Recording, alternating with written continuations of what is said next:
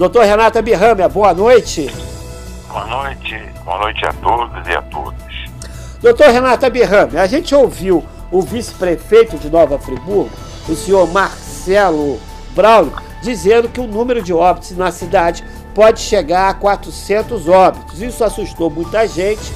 Eu ouvi, pelo menos, do Jaumir Saipa, que é estatístico, né? Que ele ficou até de falar na Nova TV, que esse número é um exagero, que isso é um absurdo, que nunca chegaria a esse extremo de 400 óbitos, que a projeção não é dessa forma. O senhor, como médico experiente, conhecedor do ramo, né? O senhor não é nenhum curioso, o senhor conhece efetivamente a medicina, das doenças as doenças, né, respiratórias.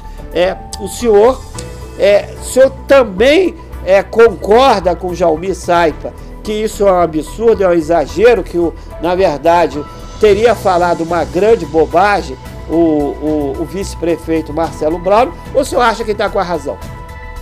Eu acho que quem está com a razão é o Saipa, que é estatístico, né? E trabalhou no IBGE durante muitos anos, né? Ele tem uma expertise no assunto. É só você raciocinar. Nós estamos hoje aqui em Nova Friburgo com 47 casos e 4 mortes, entendeu? Um total de 51. É lógico que isso daria 7,8% de mortes, que é um absurdo, porque esse número de casos confirmados é 10 vezes menor do que o real. Aí, no caso, seriam 510. Eu fiz um cálculo, menos de 1% de mortes. Então, esse cálculo de 400 é totalmente absurdo. Não tem nenhum sentido, não sei aonde que a máquina devia estar emperrada, sei lá, como é que ele calculou isso, é um absurdo. A gente espera que o número seja bem menor, não tem nem comparação. Ele não é bom de conta então não, né, doutor? Eu não quero falar em números de morte, porque a morte entristece. Claro, né? claro. Qualquer morte, a gente tem uma perspectiva, mas é muito baixa. É muito baixa. Eu posso tranquilizar as pessoas que muito longe disso aí, tem que cortar 0,0. Né? Entendi. Então, pelo que o senhor vê aí, eu acho que existe um exagero por parte do Marcelo Braulio. Ele já é difícil de falar, né? Quando fala, pelo que a gente percebe, pelo menos eu que conversei com o Jaumir Saipa, o doutor Renato Abirrâmia comunga da mesma ideia, falou besteira, né, doutor? A verdade é essa, falou besteira. Marconi, eu fui secretário 2 vezes, secretário de saúde, né? Eu conheço bem a máquina e tudo. O problema é que a pessoa fora do ramo, não é da área. Então, colocado ali, não vai traduzir em realidade, porque ele não consegue evidenciar os problemas, né? Infelizmente, né? Mas a minha preocupação... Mas, hein, doutor, só abrindo um parênteses aqui, se caso o vice-prefeito ou secretário de saúde, o Marcelo Braulio, quiser vir defender os números dele aqui, a Nova TV está aberta. Às vezes ele tem uma tese aí que a gente conhece, né, doutor? Às vezes ele tem uma tese aí, alguma situação, algum contato aí que a gente não tem, ou algum entendimento que a gente não conseguiu atingir, que ele chegou a esses números, né? Eu não sei, isso eu não consigo vislumbrar, não, sabe? Não há como chegar a um número desse, absurdo desse, o quase mesmo número de mortes que nós tivemos na tragédia. Quer dizer, isso aí não é possível, né? Agora, a preocupação é em relação ao Brasil, né? Hoje houve um recorde de mortes, 10% em relação a ontem, são 474 mortes em 24 horas. Eu vi a entrevista do ministro e do secretário Anderson de Oliveira, né, que é o secretário de epidemiologia, e ele acha que esse número é um acúmulo, mas ele já falou isso outras vezes, né, que era acúmulo de vários dias. De qualquer forma, nós já ultrapassamos 5.000 mortes.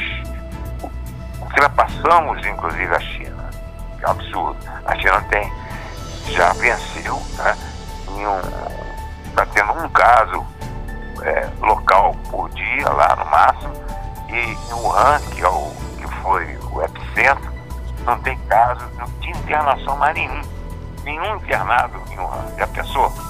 Eles começaram lá e não tem mais nada. Por quê? Porque eles tomaram as providências que tinham que ser tomadas. Da mesma forma, outros países também, como por exemplo a Nova Zelândia, eles fizeram lockdown. E eu acho que a situação de São Paulo é gravíssima. Desses números no Brasil, hoje 1.345 mortes em São Paulo, um absurdo. São Paulo tem que ter lockdown. Não pode deixar de ser, o governo já tinha que ter tomado essa providência. Está 48%, tinha que estar 70%, 48% de presença de pessoas na rua. Isso é absurdo. Não é possível. O distanciamento social lá não está sendo cumprido. Da mesma forma, Manaus também é outra catástrofe. Fortaleza e o Rio, são 4 cidades que eu acho que o lockdown tem que ter. Lá na Nova Zelândia, só para dar um exemplo, a primeira-ministra falou hoje, lá teve, não tinha ninguém saía na rua, não podia. Doutor, você acha que a morte... Nem delivery tinha, você imagina isso. Agora eles abriram já, acabou, não tem mais caso. O que vai acontecer? Agora, nós não podemos explodir. Essa curva está muito ascendente e quanto maior, pressiona o sistema de saúde em nível hospitalar e CTIs, já quase que não tem mais vaga em lugar nenhum. Daqui a pouco eu não sei o que vai acontecer. Então, a única forma, nós estamos repetindo isso, é uma repetição monótona, cansativa, mas não tem outra saída. Tem que ter o isolamento social, tem que ficar em casa, nós temos que ter mais de 70% das pessoas em casa, porque senão vai explodir. Aqui em Friburgo, eu vejo muita gente na rua, pelo que eu estou vendo aí no noticiário, né? As pessoas não estão respeitando como deveriam. Melhorou um pouco, mas ainda falta muito. O Patrick está mostrando agora, doutor, imagens coletadas hoje na Avenida Alberto Braune, pegando a Monte Líbano, uma quantidade gigantesca de pessoas nas filas, na fila, aguardando ser atendidas na Caixa Econômica Federal, aí, um aglomerado grande de pessoas. Problema, Caixa Econômica é um grande problema, eles têm que resolver isso, né? Todo dia é essa queixa, cheia de fila lá, e eles não guardam a distância mínima de 2 metros. Estão usando máscaras agora, a maioria, né? Porque agora é lei, tem que fazer, é um decreto, né? Um decreto do prefeito, tem que fazer, tem que colocar máscara. Mesmo assim, algumas pessoas ainda não estão relutando em andar com máscara. Doutor Renata Birrami, o senhor falou do grande número de mortes, né? E vem aumentando as mortes no Brasil, né? Cada dia vem aumentando, já passou de 4.000 mortes. E o senhor falou de outros países que ficam chocados em função de mortes até menor do que o Brasil. Você acha que o brasileiro tem menos medo da morte do que outros países? Eu acho que é falta de informação. Nós estamos agora, no início desse mês agora de abril, a Espanha estava com 900, por aí, de mortes diárias. Agora já está 1/3.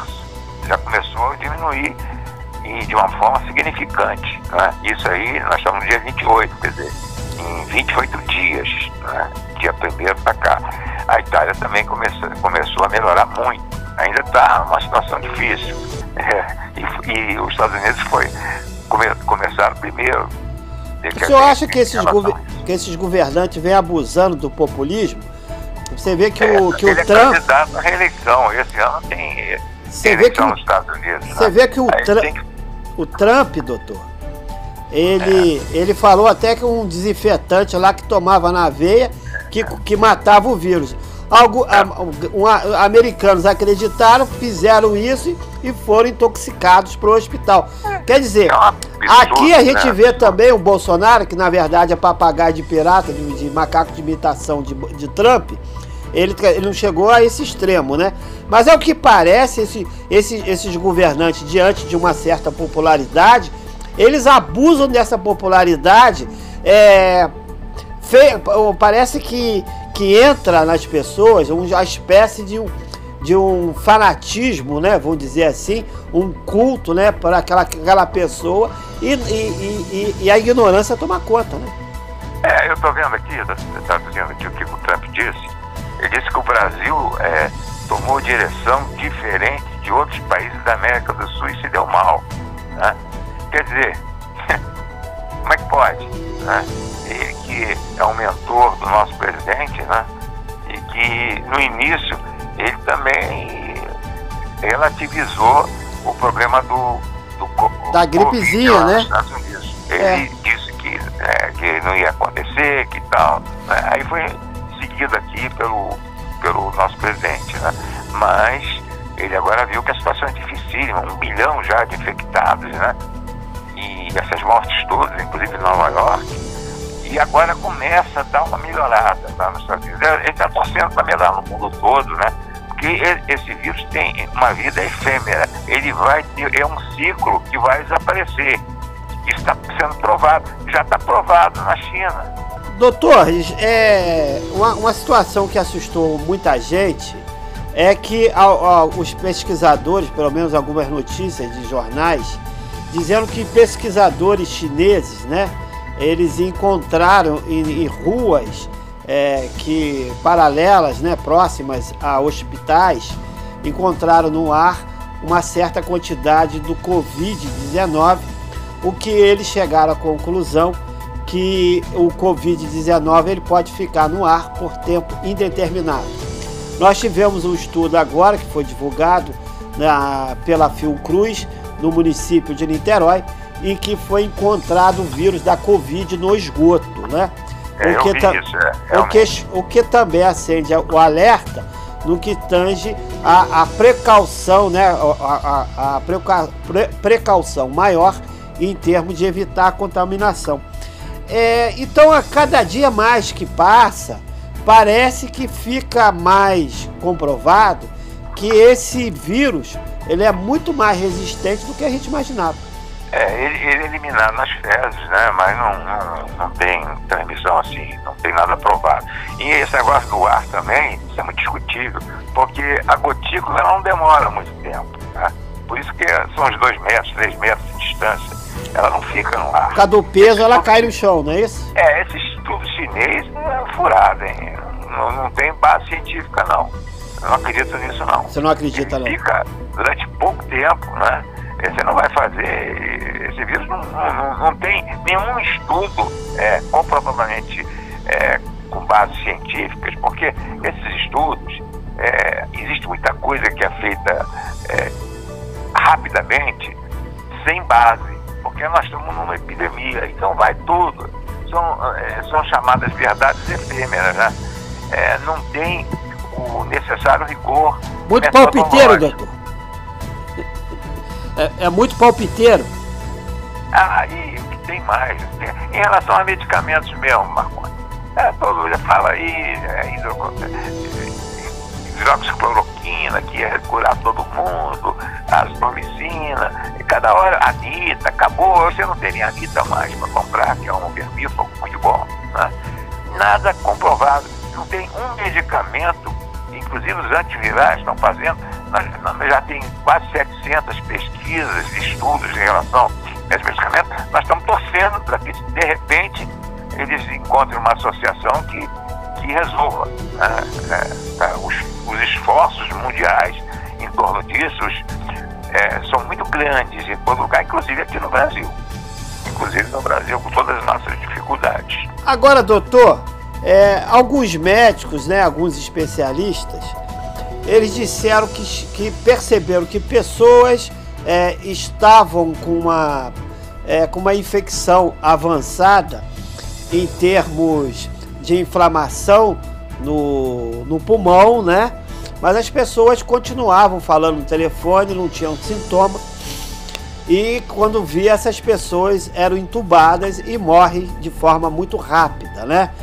Aí o que diz, né, que a pneumonia já estava muito avançada. Então, alguns estão dizendo, eu queria que o senhor pudesse falar se tem cabimento ou não, de utilizar o oxímetro, ou seja, porque se a pneumonia avançar sem que a pessoa tenha o sintoma, ou seja, aquela inflamação, ela, pelo oxímetro, ela vai saber se o oxigênio está chegando ao corpo direito, ou seja, se estiver inflamado, não vai chegar com a mesma potência da normalidade do que a pessoa que está com os pulmões limpos, né? Vamos dizer assim. Eu queria que o senhor falasse a respeito disso, se isso é mito, se isso é besteira, se é importante ter o oxímetro em casa, e se qualquer pessoa pode utilizar, se precisa de um médico, de uma orientação. O oxímetro é fácil de usar, né? É só colocar no dedo e diz ali como é que está a saturação e, além disso, a frequência cardíaca. O problema é conseguir oxímetro, né? Hoje é difícil conseguir oxímetro. Como é que você vai conseguir oxímetro para todo mundo? Os hospitais têm, obviamente, os consultórios, né? Isso, urgências, todos eles têm, né? Agora, alguns pacientes têm também, mas eu tenho pacientes que estão no home care e ficam em casa, eles têm oxímetro em casa, mas são raros e a gente não tem disponibilidade desse pequeno aparelho pequenininho, né? Fácil e tudo, mas agora, esses pacientes, essa doença, ela dá reações inflamatórias gravíssimas, né? Reações imunológicas, reações sistêmicas mesmo, ataque do coração, o sistema nervoso central, é uma doença. A pneumonia, ela às vezes tem esse tipo de revolução que você falou. Ela começa devagarzinho e acelera rapidamente, né? E não dá tempo para nada. E isso também pode acontecer, né? Não dá tempo para você estar bem. É uma doença que nós estamos agora vendo que é multifacetada, é muito difícil, é uma doença que tem diversos aspectos. Cada dia que se passa, a gente aprende alguma coisa em relação à sintomatologia, né? Eu vi uma paciente que é médica, inclusive, não daqui, o que é que ela teve? Ela teve uma crise de asma há muito tempo que ela não tinha. Como ela é médica, ela resolveu fazer o exame, estava lá positivo. Quer dizer, sem outros sintomas, né? Que é uma coisa que não é descrita, mas a crise de asma com virose, ela aparece, né? Ela já tinha tido anteriores, exacerbado por virose, é comum, principalmente no dia a dia, né? Agora, como uma única manifestação, pode acontecer. E os casos assintomáticos, que muita gente está tendo, e a gente não tem como mensurar isso, né? Agora, a Anvisa aprovou o uso daquele teste sorológico, né? Nas farmácias. As farmácias podem se credenciar. É aquele teste rápido, né?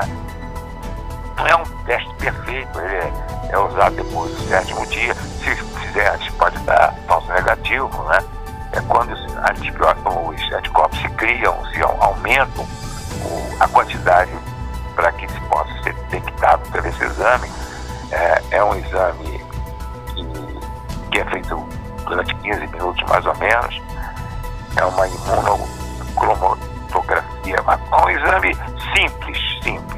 É um treino fácil e isso é para facilitar, não é para diagnóstico da doença. É para você conseguir ter uma noção do que está acontecendo. Agora, tem outro teste sorológico diferente, o teste de ELISA. Esse teste é mais confiável, ele leva uns 2 dias, né? Colhe o sangue, você vê o IgG e o IgM, e você tem uma ideia do que pode estar acontecendo naquela região ou naquela pessoa. Esses testes estão já sendo utilizados, né? Esse da farmácia vai começar agora. Isso é mais uma arma que a gente vai ter, não por diagnóstico, mas para ver qual a situação epidemiológica, né, regional da doença. Agora, doutor, não criar pânico, né? Exatamente. O número de pacientes que têm transtornos de ansiedade, depressão, o número aumentou muito nesses dias. Porque com o confinamento em casa, com a incerteza, né, da situação do país, da situação da vida pessoal de cada um, né, com perdas econômicas incríveis que nós vamos ter e vamos ter no futuro também, né, porque essa doença vai deixar sequelas econômicas aí incomensuráveis, a gente sabe disso. As pessoas estão ansiosas demais, né? Então a gente não pode trazer pânico, dizer que vão morrer 400 pessoas, porque não existe isso, essa possibilidade. Isso aí eu tenho certeza absoluta que isso aí é chute. E chutou mal, né, doutor? Chutou para fora. Sem goleiro. Doutor Relato, mais uma vez eu quero agradecer pela disponibilidade do senhor estar aqui essa hora conversando com o nosso povo, com nossa gente, trazendo informações de relevante interesse público. E eu queria pedir o senhor, para finalizar, deixar aquela mensagem, né, educativa, aquela mensagem de esperança e de fé para a nossa população? Nós temos que continuar o confinamento e temos que cada vez aumentar mais. Nós não podemos menosprezar uma doença que 90% das vezes vai evoluir bem, resfriado, com uma gripe, as pessoas vão ficar bem e os casos assintomáticos também não vão ter nada. Mas tem os pacientes graves, e 10% vão ser graves, 5% vão ser internados em CTI e 3% vão para o respirador com um índice de morte enorme. Então, para evitar tudo isso, o aconselhamento da Organização Mundial de Saúde, do Ministério da Saúde, de todo mundo, é ficar em casa, não sair, porque isso vai passar, tem tempo, vai passar, já passou em alguns países, como citamos aqui, Wuhan, a China, de uma maneira geral, só teve um caso nas últimas 24 horas, é o caso local, quer dizer, China com 1 bilhão e 500 milhões de habitantes, eles conseguiram vencer, né? Nova Zelândia, Coreia do Sul, e os países da Europa que já estão começando a diminuir, né? O próprio Estados Unidos, né? Começou a haver uma redução. Então, isso é um ânimo, é um estímulo para que todo mundo fique em casa, porque isso vai passar. Grande abraço para todos e estarei sempre à disposição.